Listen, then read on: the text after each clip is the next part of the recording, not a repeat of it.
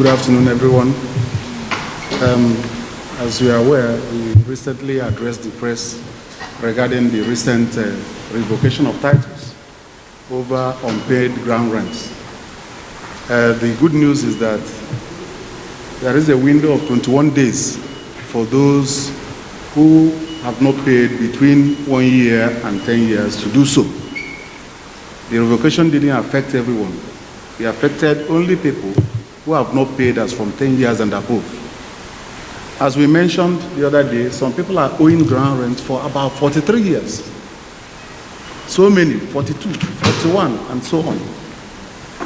43 years is about half of the lifetime of that grant. Remember, these grants are made for, most of them are made for 99 years.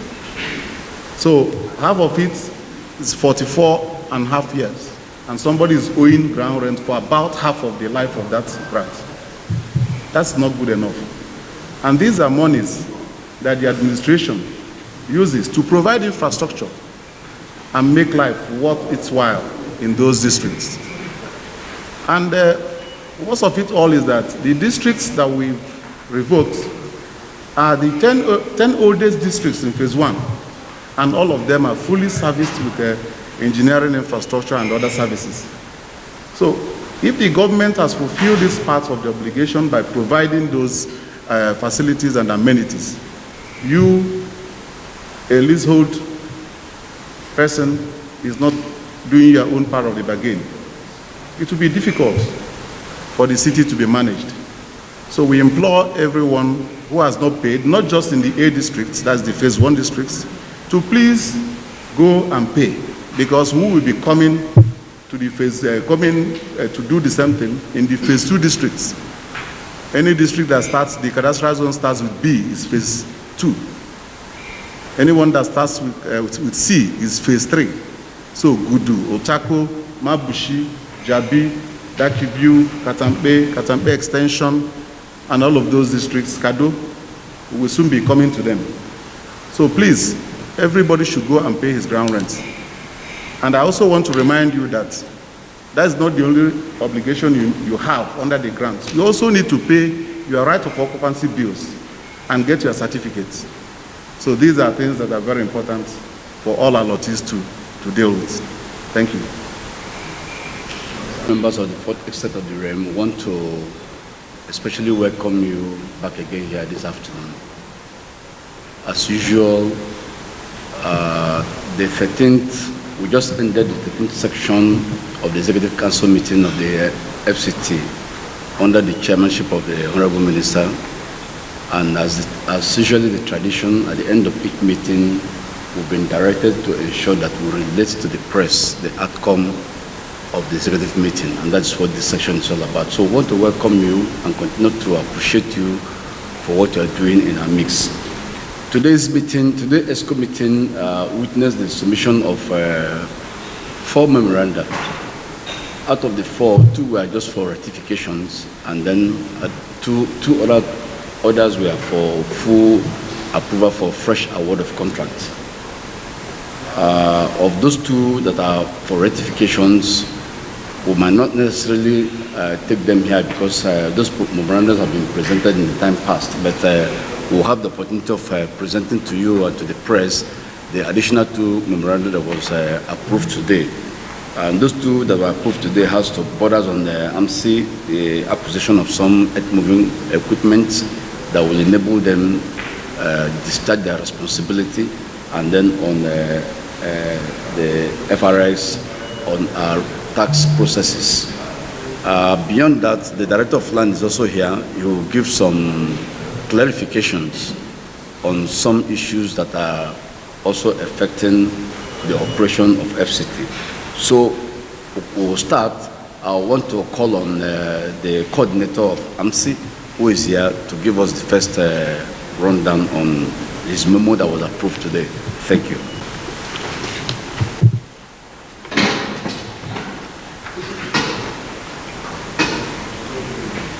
Gentlemen of the press, ladies and gentlemen, today we seek the approval for the procurement of some critical earth-moving machines and equipment for the Department of Development Control under Abuja Metropolitan Management Council, AMC, in favor of Matrac Nigeria Limited, that was approved by the council to the total tune of 1,940,572,410 naira, inclusive of VAT, with a giving period of 3 weeks, and the ESCO gave approval.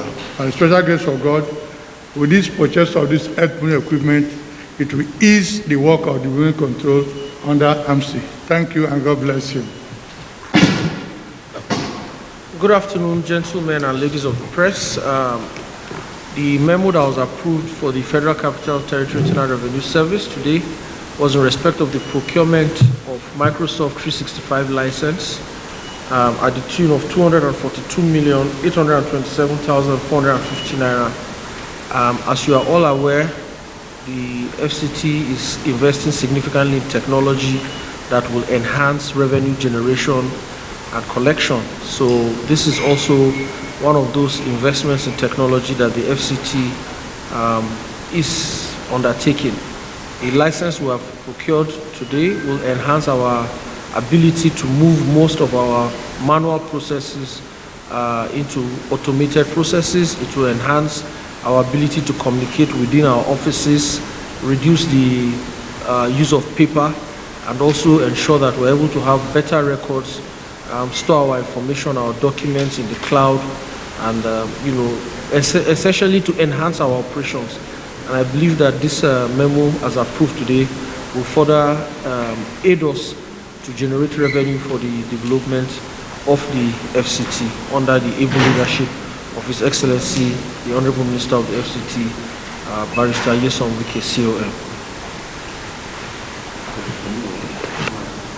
Thank you very much for that question. Yes, just like you said, the media had been awashed with the revocation notice sent to the People's Democratic Party. People have sent me those things and asked what happened. But the truth is that the minister revoked 4,794 titles. PDP is just one of them. Just one. Not two. The titles we are talking about that belong to PDP is only one, the one in central area. Where they are occupying as their national headquarters is not their property. That's the clarification that people need to know. The property belongs to one Samaila Maman Coffee, who bought from Wadata and got his papers registered by way of assignment. So, and on that property, 28 years ground rent is being owed. 28 years, from 1998 to 2025. They are owing 2,848,173 naira 36 kobo for 28 years. And we put out notices out there for people to come and pay or risk those titles being revoked. From 2023 to now, that's about a year and a half from when those publications started. They did not pay. And the minister had to do what he needed to do, not just on that, but on all other titles. And people are telling me we are revoking two properties belonging to PDP. That's not true. It's only one that belongs to PDP, the one in central area, the one they are owing to 20 years, from 2006 to 2025. The one in Zone 5, where they are currently occupying as their national headquarters, does not belong to PDP. It belongs to Samaila Maman Coffee. And the revocation notice has been served on him in his Kaduna address, the address on record. We did not serve any of such notice to the PDP. The only one we served on them was the one of central area. You don't serve revocation notice on a tenant or an occupier. You serve on the title holder. That's what the law says. So, for clarity purposes, it's only one property owned by PDP that was revoked under the second sum. And I want to also mention, we are talking of 4,794. There are so many people that are affected. Government institutions, private organizations, private individuals. The Nigerian Post Authority is there. The Central Bank of Nigeria is there. INEC is there. Nigerian National Investors Commission, NUC, is there. NNPC, Conoil, Borno State Government, NDDC, Federal Radio Corporation of Nigeria, Federal Ministry of Environment, Nigerian Security Printing and Minting Company, and so many others. It's not only PDP. So I don't know where the insinuation about the revocation being targeted at PDP is coming from. So let that be noted by the public, please. Thank you very much. Just a follow-up question to your answer. Is this possible with PDP? Okay, PDP, as of today, for the central area property, PDP is owing 7,603,504 naira 31 kobo as ground rent from 2006 to 2025, 20 years. Thank you. Please, can we take another question, please? Yes. With this 1.9 billion naira, please, can you give us the numbers? Equipment are not targeted for demolition. They are for the overall interest of AMC. To enable us to perfect our job for the interest of FCT.